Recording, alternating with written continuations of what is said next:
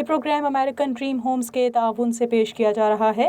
اپنا گھر بنانے کا خواب آپ دیکھیں، تعبیر ہماری، امریکن ڈریم ہومز۔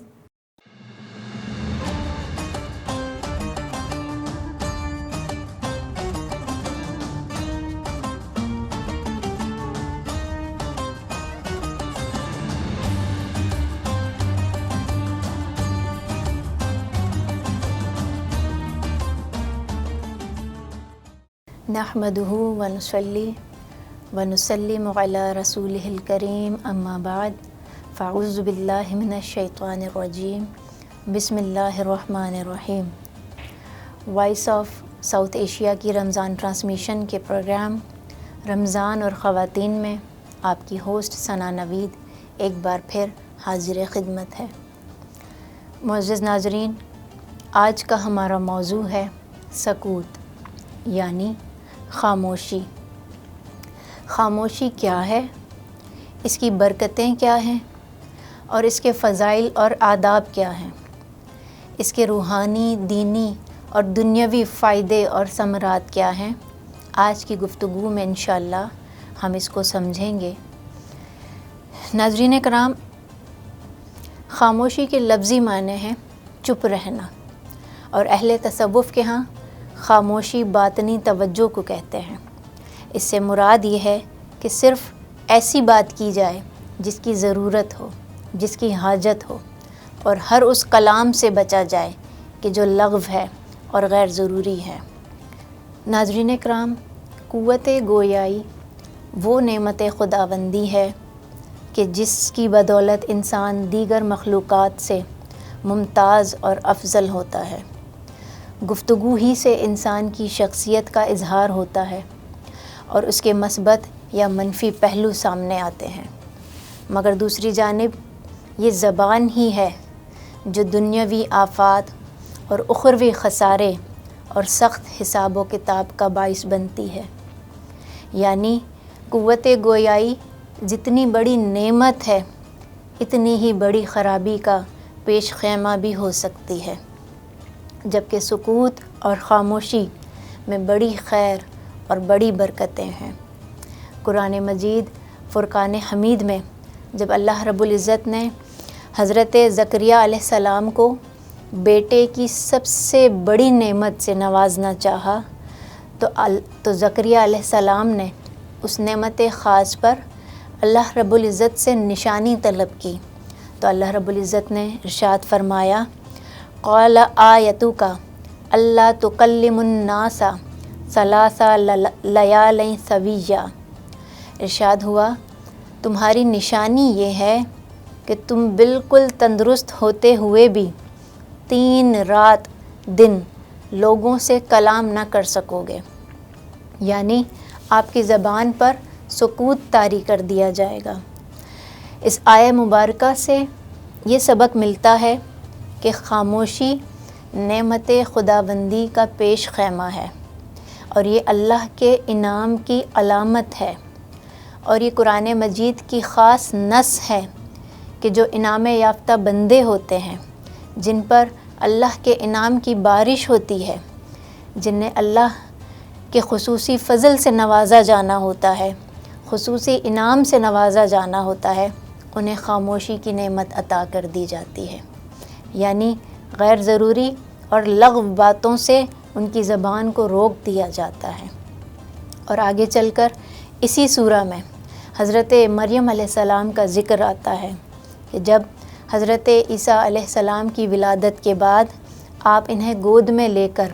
اپنی بستی کی جانب، اپنے گاؤں کی جانب پلٹیں تو آپ کو خدشہ لاحق ہوا، کیونکہ آپ شادی شدہ نہیں تھیں، اور یہ بیٹا اللہ رب العزت نے اپنی رحمت خاص سے آپ کو نوازا تھا، تو خدشہ یہ تھا کہ لوگ طعنہ زنی کریں گے، الزام لگائیں گے، تہمت لگائیں گے، تو کیا جواب دوں گی؟ تو اس پر اللہ رب العزت نے پھر اس خاص انعام کے موقع پر ارشاد فرمایا کہ جب بھی کسی انسان کو دیکھو تو اشارے سے کہہ دینا، فرمایا فقولی انی نذرت للرحمن صوما فلن اکلم الیوم انسیہ۔ تو اشارے سے کہہ دینا کہ میں نے خدائے رحمان کے لیے خاموشی کے روزے کی نظر مانی ہے، سو میں آج کسی انسان سے قطعاً گفتگو نہیں کروں گی۔ یہ دونوں مقامات ایسے ہیں کہ جس میں اللہ رب العزت نے اپنی نعمت خاص کو خاموشی کے ساتھ متعلق کیا ہے۔ ناظرین اکرام، اس سے پتہ یہ چلتا ہے کہ اگر اللہ رب العزت کے انعام کی طلب ہو کسی کو، اس کی بارگاہ سے انعام خاص کا طالب ہو اگر کوئی، اور اس کی طرف سے الہام اور القاء کا حاجت مند ہو، دل سے حکمت اور معرفت کا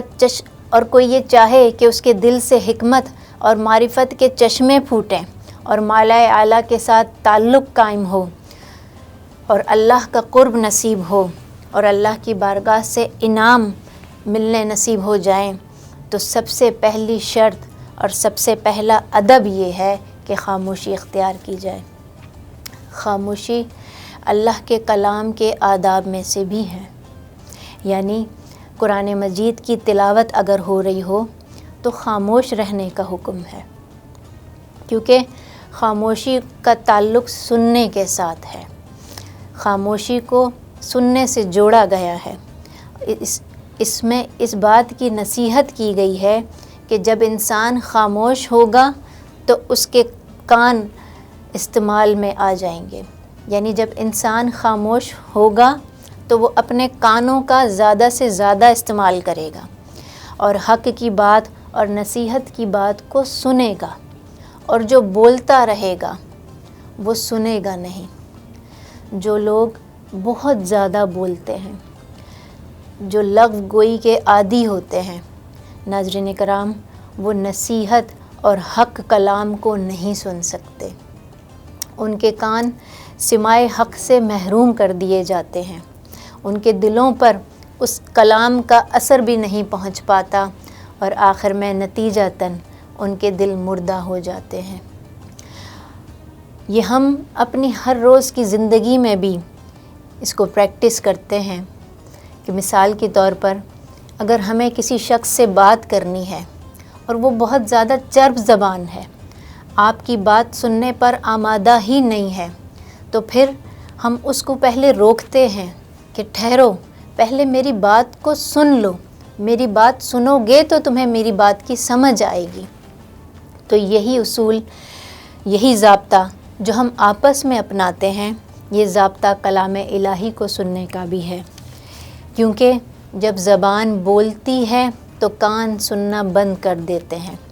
اور اللہ رب العزت فرماتا ہے کہ جتنا تم خاموشی اختیار کرو گے اتنی ہی میری رحمتیں تم پر نازل ہوں گی۔ تو گویا لغو گوئی کرنے والا دو چیزوں سے محروم رہ جاتا ہے، یا دو چیزوں کا نقصان اٹھاتا ہے۔ ایک یہ کہ حق کلام کو سننے اور اس کے دل میں اترنے سے محروم رہے گا، اور دوسرا رب کی رحمت سے بھی محروم ہو جائے گا۔ ناظرین کرام، قرآن کریم کی ان آیہ کریمہ کے بیان کے بعد میں اب احادیث نبوی صلی اللہ علیہ وآلہ وسلم کی طرف آتی ہوں کہ حضور نبی کریم صلی اللہ علیہ وآلہ وسلم نے خاموشی کو کتنی اہمیت دی ہے اور کتنا ضروری قرار دیا ہے، اور پھر احادیث کے بعد چند اولیاء صالحین اور صوفیاء مقربین کے ارشادات کا تذکرہ کریں گے۔ حضرت ابو ہریرہ رضی اللہ تعالیٰ عنہ سے مروی ہے کہ حضور نبی کریم صلی اللہ علیہ وآلہ وسلم نے فرمایا کہ جو اللہ اور قیامت کے دن پر ایمان رکھتا ہے اسے چاہیے کہ وہ اچھی بات منہ سے نکالے ورنہ خاموشی اختیار کرے، کیونکہ یہ زبان جتنا بولے گی اتنا گناہ کا ارتکاب کرے گی، اور جتنا گناہ کا ارتکاب کرے گی اتنا ہی مواخذہ ہوگا، اور جتنا مواخذہ ہوگا اتنا ہی حساب و کتاب ہوگا۔ حضرت ام حبیبہ رضی اللہ تعالیٰ عنہ سے مروی ہے، آپ فرماتی ہیں کہ حضور نبی کریم صلی اللہ علیہ وآلہ وسلم نے فرمایا کہ انسان کی گفتگو میں اس کا نقصان ہے، فائدہ نہیں ہے، سوائے اس گفتگو کے کہ جو نیکی کا حکم دینے، برائی سے منع کرنے اور اللہ کے ذکر پر مشتمل ہو۔ حضرت عبداللہ الثقفی رحمۃ اللہ علیہ فرماتے ہیں، میں نے عرض کیا یا رسول اللہ صلی اللہ علیہ وآلہ وسلم، آپ کو ہم پر کس بات کا ڈر ہے؟ تو آپ فرماتے ہیں کہ رسول خدا صلی اللہ علیہ وآلہ وسلم نے جواب میں اپنی زبان مبارک پکڑ کر فرمایا کہ اس کا۔ اسی طرح حضرت سعید خدری رضی اللہ تعالیٰ عنہ روایت کرتے ہیں کہ حضور نبی کریم صلی اللہ علیہ وآلہ وسلم نے فرمایا کہ جب انسان صبح کرتا ہے تو اس کے تمام اعضاء جھک کر زبان سے کہتے ہیں کہ ہمارے بارے میں اللہ سے ڈرتی رہنا، کیونکہ ہم تجھ سے متعلق ہیں۔ اگر تو سیدھی رہے گی تو ہم بھی سیدھے رہیں گے، اور اگر تو ٹیڑھی ہو گئی تو ہم بھی ٹیڑھے ہو جائیں گے۔ یعنی کہ اس سے ہم یہ بات سمجھتے ہیں کہ پورے بدن کی سلامتی زبان میں ہے۔ پورے انسانی جسم کے اعضاء میں سب سے زیادہ گناہ جس سے صادر ہوتے ہیں ناظرین کرام، وہ عضو زبان ہے۔ اسی زبان سے ہم چغلی کرتے ہیں، اسی زبان سے ہم غیبت کرتے ہیں، اسی زبان سے کسی کی دل آزاری کے مرتکب ہوتے ہیں۔ یہ زبان ہی ہے جو حق بات کہتی ہے، اور یہ زبان ہی ہے جو حق کے خلاف بات کہتی ہے، اور یہ زبان ہے جو خوشامد کرتی ہے، جو مبالغہ آرائی کرتی ہے، جو جھوٹی گواہی دیتی ہے اور دوسرے انسانوں کو نقصان پہنچاتی ہے۔ کسی صحابی نے آقا علیہ السلام سے پوچھا کہ حضور نجات کیا ہے، یعنی نجات کس چیز میں ہے؟ تو آپ صلی اللہ علیہ وآلہ وسلم نے فرمایا 3 چیزوں میں نجات ہے۔ سب سے پہلی کہ تو اپنی زبان پر قابو پا لے اور کلام کرنے سے روک دے۔ دوسری، اپنے گھر میں خلوت کی عادت ڈال، یعنی جس طرح لغو گوئی اور غیر ضروری کلام انسان کے دل کو مردہ کرتا ہے، اسی طرح ناظرین کرام غیر ضروری میل ملاپ بھی انسان کو اللہ کی رحمت سے دور کرتا ہے، کیونکہ یہ وقت کا ضیاع ہے۔ اس وقت کو انسان کسی اچھے کام میں بھی استعمال کر سکتا ہے، لیکن ہم اکثر اور بیشتر آپ سنتے ہوں گے کہ اپنے دوستوں سے، رشتہ داروں سے محض اس لیے ملنے جاتے ہیں کہ گپ شپ کریں گے، اور پھر گھنٹوں اس میں اپنا وقت ضائع کر دیتے ہیں۔ تو جس طرح زبان کے زیادہ استعمال میں روح کا نقصان ہے، اسی طرح غیر ضروری میل ملاپ میں بھی روح کا نقصان ہے، کیونکہ گپ شپ میں بھی جب بے مقصد ملاقات ہوگی، جب بے مقصد ملنا ہوگا، تو اس گپ شپ میں یا غیبت ہوگی، یا چگلی ہوگی، یا ٹھٹھا مذاق ہوگا، یا کسی کی برائی ہوگی، یا کسی کا تمسخر اڑایا جا رہا ہوگا، یا کسی کی دل آزاری کی جا رہی ہوگی۔ اور تیسری چیز آپ نے فرمائی کہ اپنے گناہوں اور خطاؤں پر رویا جائے۔ ناظرین کرام، یہ تیسری چیز جو پہلی 2 چیزیں میں نے بیان کی ہیں، اس سے جڑی ہے، الگ نہیں ہے، کیونکہ جب ہم اپنی زبان کو غیر ضروری کلام سے روکیں گے اور اپنے گھر میں خلوت اختیار کریں گے،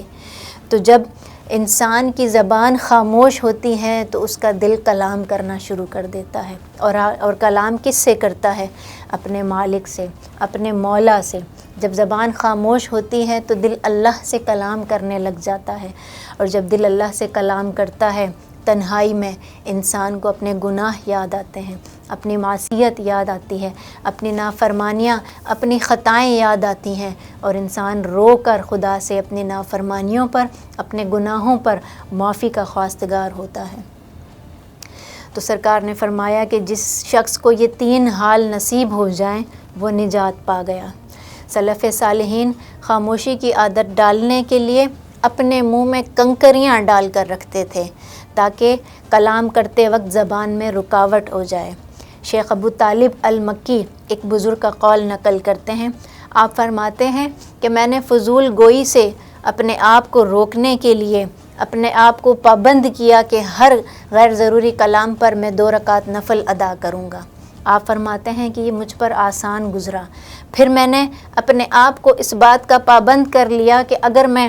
غیر ضروری کلام کروں گا تو پھر میں روزہ رکھوں گا۔ آپ فرماتے ہیں کہ مجھ پر یہ بھی آسان گزرا تو پھر میں نے خود کو اس بات کا پابند کر لیا کہ اگر میں غیر ضروری کلام کروں گا تو 1 درہم صدقہ کی پابندی کروں گا۔ آپ فرماتے ہیں کہ اس طرح مجھے کم گوئی کی عادت ہو گئی۔ معزز ناظرین، سکوت کا عمل پڑھنے یا سننے سے نہیں آتا، بلکہ اولیاء کی زندگی سے ہم سیکھتے ہیں کہ اس کی مشق کرنی پڑتی ہے، اور ہم خوش قسمت ہیں کہ ماہ رمضان ہمیں ایک بار پھر میسر آیا ہے۔ ماہ رمضان نفس کی تربیت اور باطنی اصلاح کا موسم ہے۔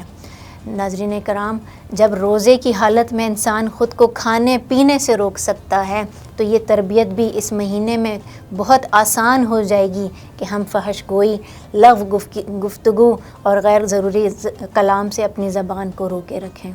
وما علینا الا البلاغ المبین۔ انشاءاللہ کل ایک نئے ٹاپک کے ساتھ پھر حاضر ہوں گے، تب تک کے لیے السلام علیکم ورحمۃ اللہ۔